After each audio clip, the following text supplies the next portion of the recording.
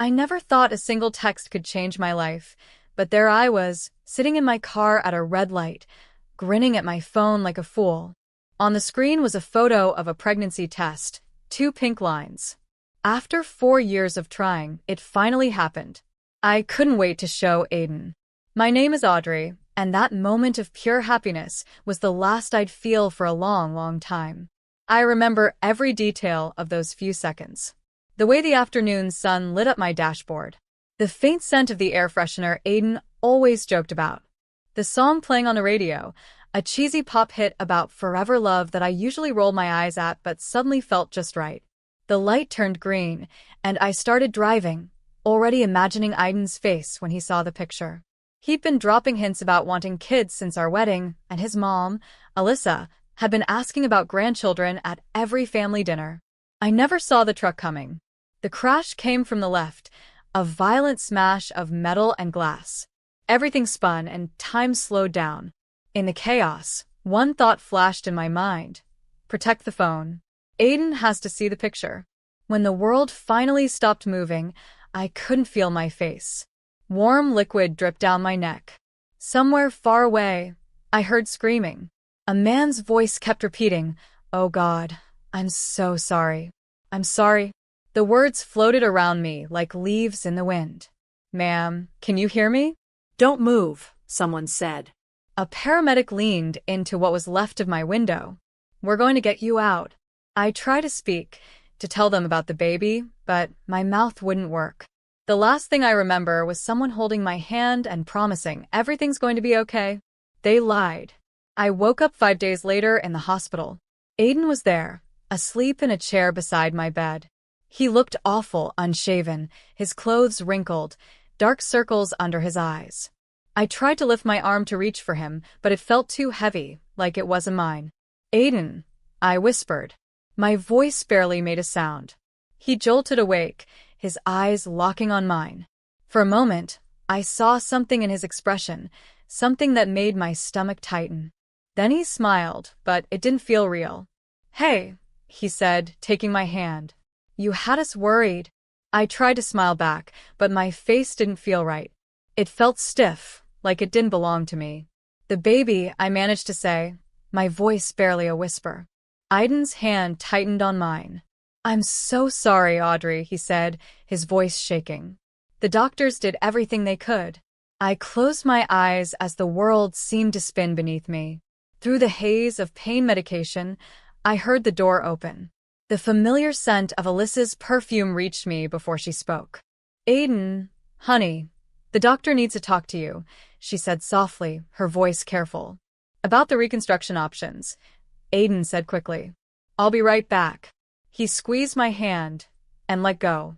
I kept my eyes closed, pretending to be asleep, but their voices drifted in from the hallway through the partially open door. "She's going to need a lot of surgeries," Aiden said, his voice low. "Her face, Mom. I don't know if I can." "Should, darling," Alyssa interrupted. "We'll figure it out, one step at a time." Lying there, I felt silent tears slide down my ruined face. They were out there, talking about me like I was some project to fix, a problem to solve. In that moment, something inside me broke. The warmth and hope I had always carried began to disappear, replaced by something cold and hard. I didn't know it then, but that was the moment my old self, the Audrey Griffin who was a loving wife, a hopeful mother-to-be, and an eternal optimist, started to fade. Something else, something darker and stronger, began to take her place.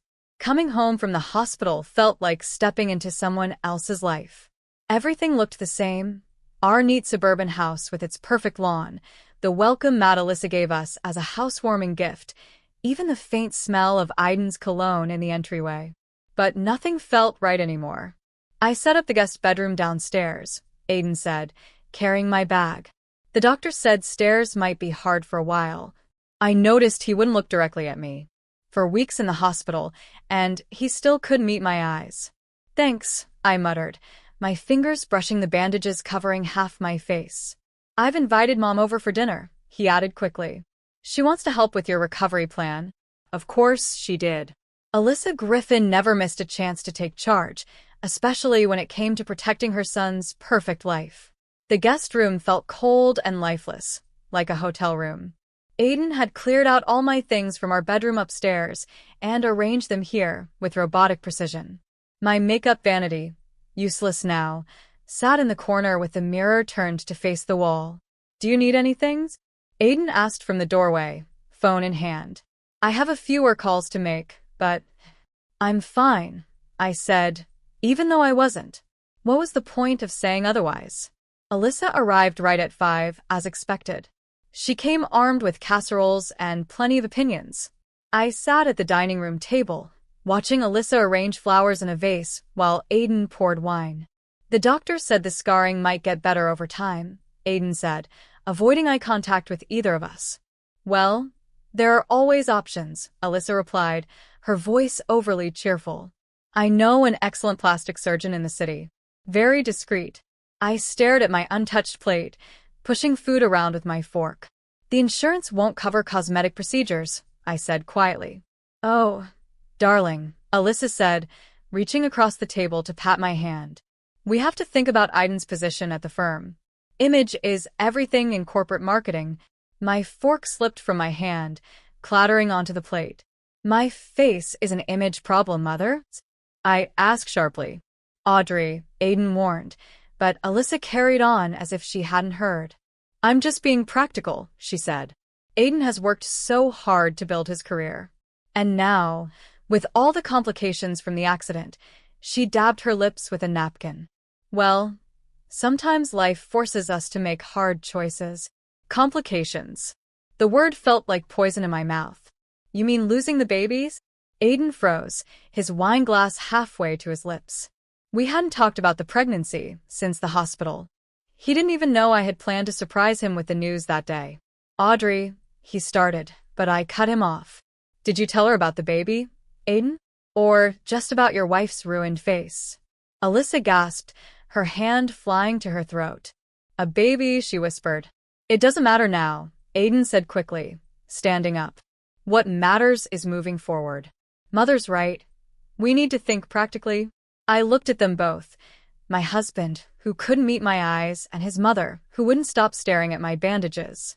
The perfect son and his perfect mother already planning my perfect recovery. "I think I need to lie down," I said, pushing back from the table. "Of course, dear," Alyssa called after me. "We'll figure everything out." In the guest room, their voices carried through the wall, muffled but clear enough. "Poor thing," Alyssa was saying. "But Aiden, you're still young. There will be other chances for children, once everything is settled." "Mom, please," Aiden said, sounding tired. "I'm just saying, you need to think about your future. Both of your futures." I touched the bandages on my face, feeling the rough gauze where smooth skin used to be. I thought about our wedding day, when Aiden used to say I looked like an angel. Now he couldn't even look at me. My phone buzzed, pulling me out of my thoughts. It was a text from an unknown number. "Mrs. Griffin, my name is Maxime Cressy. I'm the father of the young man who caused your accident. Please, I need to speak with you." I stared at the message, my fingers hovering over the screen. Through the wall, I could still hear Aiden and Alyssa planning my life without me. Something shifted inside me, not quite hope, but something stronger, something closer to purpose. I typed back a single word. "When?" For weeks after I'd come home, I found Aiden's whiskey bottle hidden behind the cleaning supplies under the kitchen sink. It was already half empty. I wouldn't have noticed if I hadn't heard him stumbling around at 4 a.m., talking on his phone in what he thought was a whisper. The bandages had come off the day before, and I avoided mirrors now, but I couldn't avoid hearing Aiden's late-night conversations. "You should have seen her face today," he slurred to someone, laughing softly. "Like that movie, you know, Two-Face from Batman." There was a pause, followed by more drunken laughter. I know, I shouldn't joke, but man, you try living with it." I stood in the dark kitchen, holding his hidden whiskey bottle, and felt something break deep inside me. The next morning, Aiden acted like everything was normal. He kissed me on the unscarred side of my face before heading to work. "Big presentation today," he said, adjusting his tie. "Don't wait up." I waited until his car drove away before heading upstairs to our bedroom. I hadn't been up there since coming home, respecting his unspoken rule of keeping me out of sight in the guest room. Everything was exactly as I'd left it the morning of the accident, except for one thing. My old art supplies were missing from the closet. I found them in the garage, buried under Christmas decorations. The wooden box still had my name carved into it, a wedding gift from my grandmother. Inside, the brushes lay untouched, along with the expensive oil paints Aiden had once bought me when I mentioned wanting to paint again. "You should focus on more practical things," Alyssa had said back then. "Aiden needs a wife, not an artist." I set up the easel in the guest room, facing the window.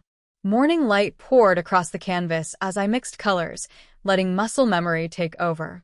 Red for anger, black for grief, yellow for the hope I used to feel. The brush moved on its own, creating something raw and powerful. Hours passed without me noticing. When the front door opened and closed, I heard Aiden's footsteps pause outside my door. "Mother's here for dinner," he called. I didn't respond, adding another streak of red to the canvas. The door opened. "Audrey, what are you?" Aiden stopped mid-sentence. "What is that supposed to be?" I stepped back from the painting. It was a woman's face, split down the middle. One side was flawless and perfect. The other was distorted, fractured, with a wine glass pressed to smiling lips. "It's you," Alyssa said from behind him, her voice sharp. "Or rather, what you've become." I looked at Aiden as his face turned pale. "I call it two-face," I said quietly. "Funny, right?" Aiden's mouth opened, but no words came out. His eyes, though, betrayed him. "Don't you understand?" I asked softly, though I already knew the answer. "I heard you last night, Aiden. And the night before that. And the night before that," I said calmly. Alyssa quickly stepped between us. "Audrey, Aiden has been under so much stress. If you could just try to understand." "Understand what?" I snapped, turning to face them fully. I saw them both flinch. That my husband makes jokes about my scars? That he hides bottles all over the house? That he can't even sleep in the same room as me anymore? "That's not fair," Aiden protested. "I'm trying to..." "To what?" I interrupted. "Keep up appearances?" I pointed to the painting. "Is this the kind of appearance you want?" Alyssa stiffened, her voice cold. "Perhaps this outburst is a sign you need professional help." I laughed, a harsh, bitter sound that made them both step back. "Professional help? Like that plastic surgeon you keep pushing? The one who can fix Aiden's image problems?" "Audrey, please," Aiden said, reaching for me. I stepped away. "Don't worry," I said, picking up my brush again. "I'm already working on fixing everything." They left the room, whispering to each other.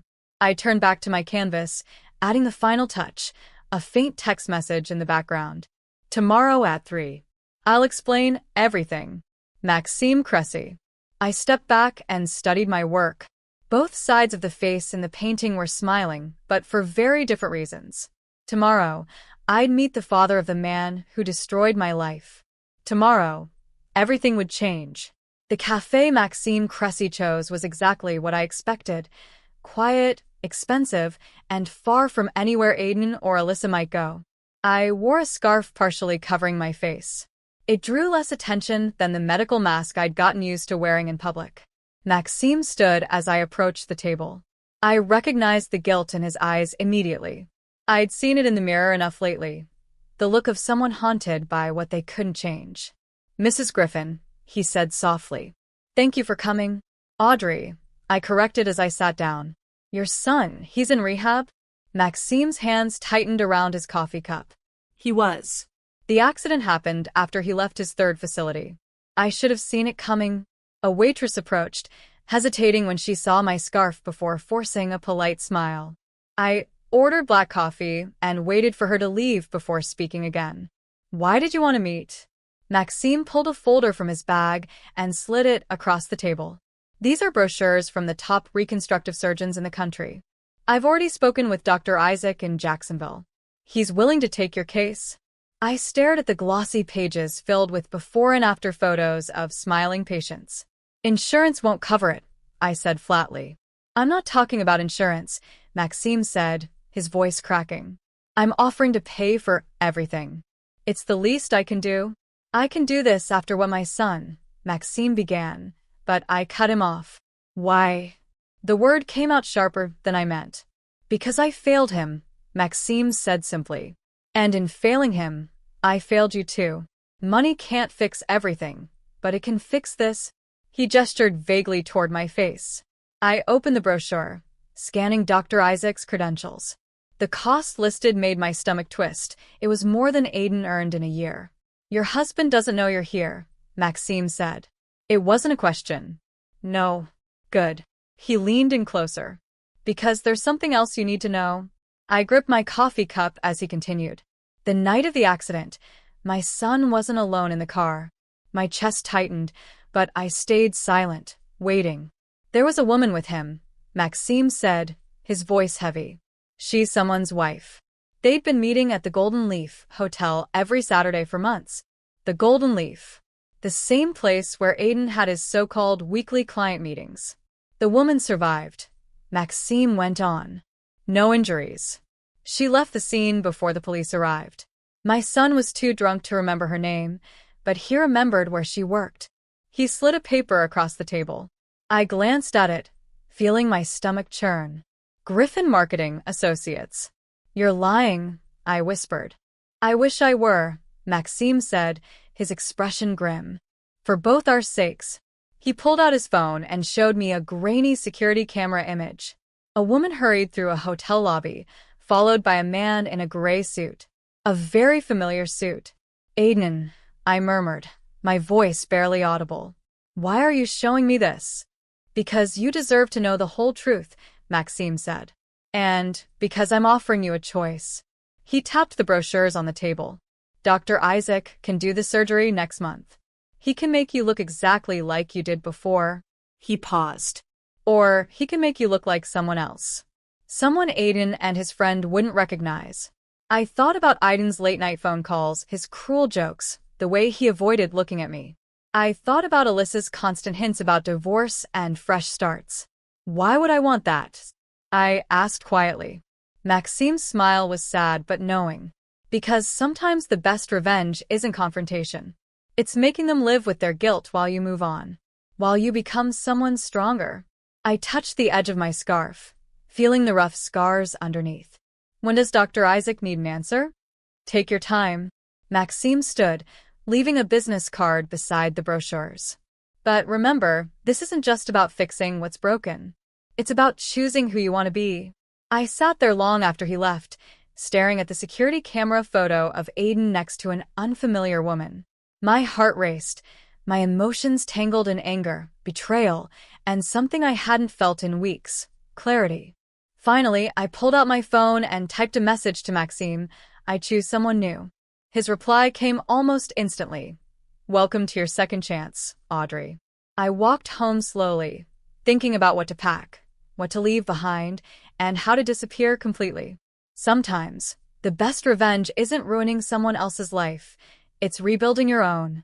Jacksonville felt like a different world. Dr. Isaac's private clinic was on the top floor of a sleek building made of glass and chrome. Everything about it felt quiet and discreet. I told Aiden I was visiting my aunt in Kentucky for a few months to heal emotionally. He seemed relieved, happy to have an excuse not to deal with me. The changes will be significant, Dr. Isaac said, studying my file, but subtle enough to look natural. The goal isn't to make a new person. It's to reveal who you could have been. I looked at the digital mock-ups on his tablet. The woman in the after images wasn't me, but she wasn't a stranger either. She was who I might have been in another life, one where Aiden's mistress hadn't been in that car. How long until I can? I hesitated, unsure how to finish the sentence. Return? Revenge? Start over? For months for full recovery, Dr. Isaac said kindly. Maxime mentioned you'd be staying at his apartment during the process. I nodded. Maxime's San Marco apartment had become my safe place. It was filled with his late wife's art collection and rarely used now that he spent most of his time at his Connecticut home. The first surgery was scheduled for tomorrow. That night, I sat in Maxime's apartment, watching the city lights twinkle like stars. My phone buzzed. It was Aiden. "How's your aunt?" His voice sounded slightly slurred. "Saturday night. Golden Leaf Hotel night." "Fine," I replied, my fingers brushing the surgical consent forms on the coffee table. "How's work?" Busy. "Listen, Mother wants to know when you're coming home. She's worried about appearances." Of course she was. I pictured them at their usual dinner, talking about how to handle me. The damaged goods? "I need time," I said, the lie slipping out easily now. Right. "Well, take care of yourself."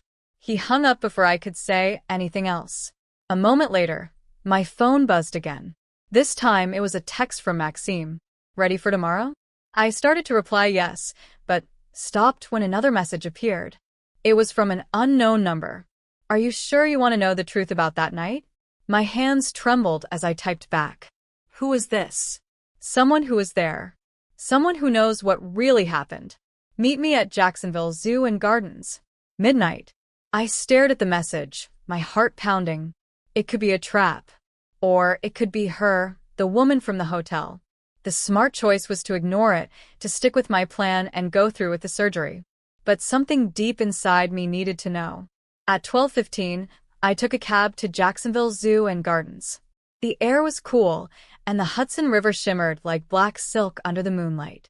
A woman sat alone on a bench, her face hidden beneath a hoodie. "Mrs. Griffin," she said softly as I approached. I walked closer, and the woman pulled back her hood, revealing a face I knew from office party photos on Aiden's desk.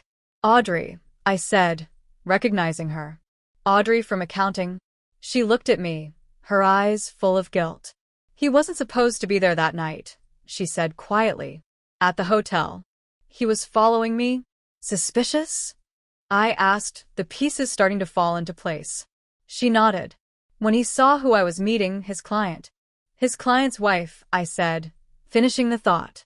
Audrey let out a bitter laugh. "Aiden caught us together.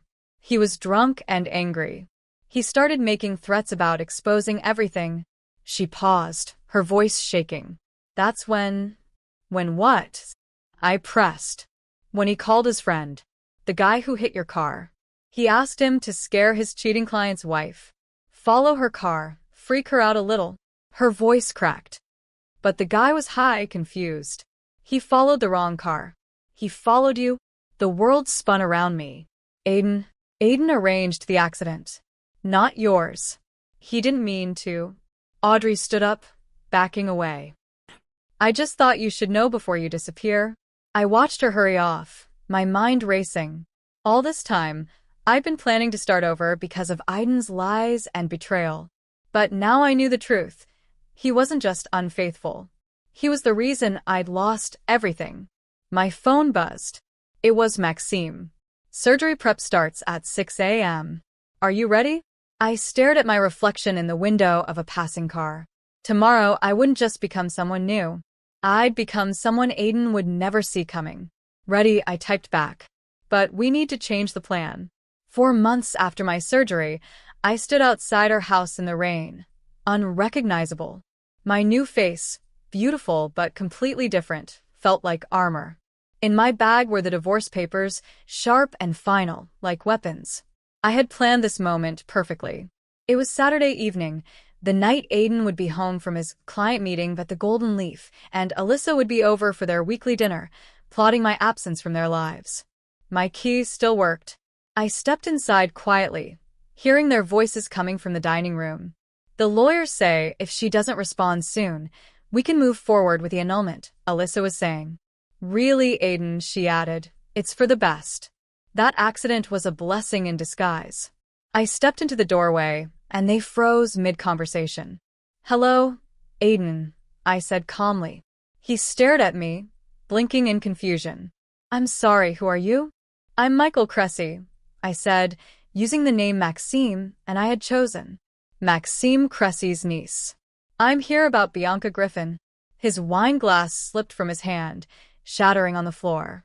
Alyssa stood quickly, her instincts kicking in to manage the situation. "Whatever this is about," she said, her voice firm, "we can discuss it privately." "Can we?"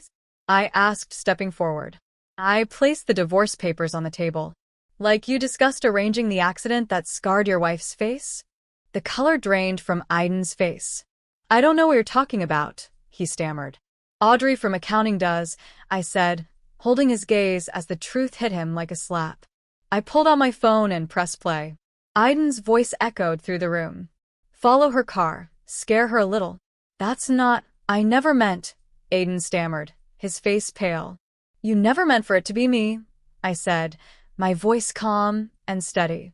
Your pregnant wife, instead of your client's cheating spouse. Alyssa gasped. Pregnant? Oh, he didn't tell you that part? I said, turning to her. About the grandchild you lost because your perfect son wanted to teach someone a lesson? Aiden whispered my name, finally looking past the new face and seeing something familiar in my eyes. I pulled out another document and placed it on the table. This is a police report naming you as an accessory to the accident, I said. Audrey's sworn statement is attached. I stepped closer.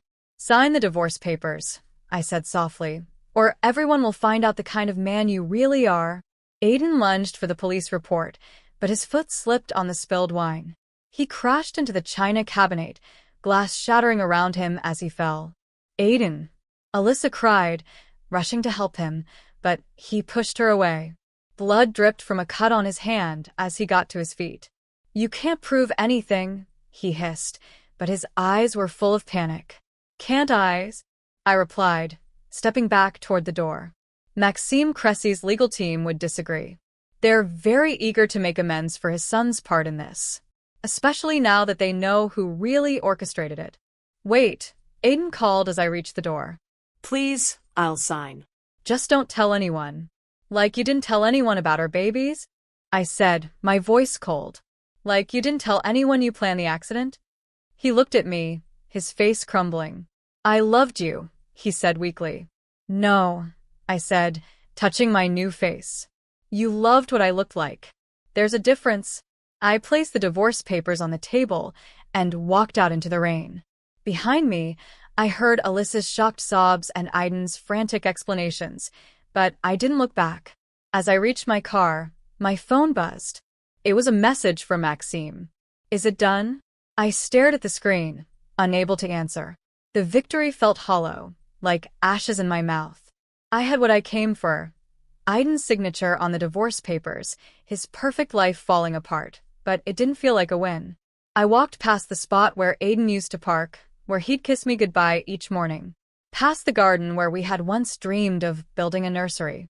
Past all the plans and love that had died the night he chose revenge over me. Another text lit up my phone, this time from an unknown number. You're not the only one he hurt. There are others. We should talk. I sat in my car, the rain drumming on the roof, staring at the message. I thought exposing Aiden would feel like the end of something, but maybe it was just the start. The real question was, how far was I willing to go? The art gallery was buzzing with San Marcos elite, all here to see the work of the mysterious new artist everyone was talking about. My paintings lined the walls, faces twisted in pain and betrayal, beauty rising from darkness. Each one was signed with my new name, Michael Cressy. I adjusted my dress, still not used to the way my new face and identity fit me. Then I saw him. Aiden. He was standing in front of my centerpiece, a painting of a woman's face split between light and shadow, a wine glass reflecting flames. Remarkable work, a voice said beside me. I turned to see a man with kind eyes and paint-stained hands. I'm Colton Burpo, the gallery owner. He introduced himself. Claire, I replied, my focus slipping back to Aiden. He was staring at the painting's title, Saturday Nights at the Golden Leaf. Your pieces speak to transformation, Colton said, studying my work. Pain becoming power. Very personal. Before I could respond, Aiden's voice cut through the crowd. Where did you get your inspiration? His eyes were on me now, recognition flickering across his face.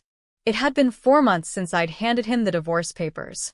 He looked thinner, his once perfect suit hanging loose on his frame. Life experience, I said, meeting his gaze. Some people wear masks. I paint them. Audrey, he whispered, my real name slipping out like a prayer or a curse.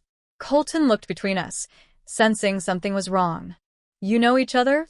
No, I said firmly. Not anymore. Aiden grabbed my arm. We need to talk. Let go, I said, my voice cutting through the room. Heads turned to watch. Everything you took from me, he hissed. My reputation, my mother's respect, my position at the firm. Was revenge worth it? Was Saturday night at the Golden Leaf worth it? I pulled my arm free, staring him down. Was trying to hurt your client's wife worth what happened to me? To our baby? Colton stepped forward, protective, but I held up my hand. You want to know about inspiration, Aiden? I said, my voice steady. Look around. Every piece here tells a story. Stories about masks and lies. About men who destroy what they claim to love. I never meant to, he started. To hit my cars? I cut him off. No, you meant to hit someone else's. That makes it better. The room had gone silent, the weight of our confrontation filling the space. In the corner, I saw Maxime Cressy watching, calm but purposeful. Beside him stood Audrey from accounting, her face pale but determined. You're not the only one with stories to tell, I said, my voice echoing in the quiet room. I continued, my voice steady. Audrey's here. So are 4 other women from the office. They all have stories about Saturday nights, about threats, about accidents. Aiden's face turned pale. You can't prove anything. Actually, Maxime said, stepping forward, we can. My son may have been driving drunk that night, but the police are very interested in who told him to follow that car, and why. Aiden looked around the room, his gaze landing on the crowd, the paintings, the witnesses. You set this up, he said, his voice trembling. The gallery, the paintings, everything. No, Aiden, I said coldly. You set this up years ago, when you decided other people's lives were yours to ruin. Aiden lunged toward the centerpiece painting, but Colton moved quickly, stepping in front of him. Aiden's fist hit Colton's jaw instead of the canvas. Security rushed in, grabbing Aiden and restraining him as he shouted about lies and betrayal. They let him out, his words fading into the buzz of the shocked crowd. Alyssa emerged, her flawless makeup streaked with tears. I never knew, she said softly, about any of it, the women, the accidents, the baby. Would it have mattered? I asked. My tone made her flinch, her eyes flicking to my paintings as if finally seeing herself in them. The enabler, the keeper of masks. I'm sorry, she whispered, but I was already turning away. Colton touched his bruised jaw, managing a small smile. Hell of an opening night. I should explain, I started. You don't owe me explanations, he said, gesturing to the paintings. Your art already tells the truth. The real question is, what story do you want to tell next? I looked around the gallery. At the paintings, once full of pain but now transformed into something beautiful. At the women Aiden had hurt, now standing tall. At Maxime's proud smile. At Colton's steady, understanding eyes. Something new, I said finally. Something that isn't about masks or revenge. I'd like to hear that story, Colton said softly. For the first time since the accident, I felt truly seen. Not for my old face or my new one, but for the person I was beneath them both. So would I replied. I was ready to begin again. 2 years later, I stood in my small studio apartment, surrounded by half-packed boxes and fresh paintings. These were different, no longer about masks or revenge. They captured healing, growth, and moments of unexpected joy, brought to life in color and light. On my desk sat a letter from Maxime, delivered earlier that morning. I had been too nervous to open it, but now felt like the right time. I unfolded the paper and began to read. Dear Audrey or Claire, you'll always be both to me now. My son came home yesterday, 5 months sober. He asked about you, about the accident. I told him everything. About Aiden's manipulation, about your transformation, and about how your strength helped me find the courage to reconnect with him. He wants to apologize in person, but I told him that's your choice to make. Some scars need time to heal. Others teach us who we really are. Thank you for showing me that redemption isn't about erasing the past. It's about painting a better future. Maxime. A knock at the door interrupted my thoughts. Colton stood there, paint-stained hands holding coffee and bagels. Ready for moving day? He asked with a grin. Almost, I said, smiling back. I gestured at the mess around me. Just reading a letter for Maxime. Some good news, some unexpected news. I touched my face. It wasn't the one I was born with, nor the one Aiden had destroyed.